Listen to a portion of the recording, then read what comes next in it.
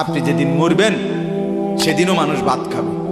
এই গ্রামবাসী ধোকা ধোকা, মহল্লাবাসী ধোকা, এগুলো সব ধোকা, সব ধোকা।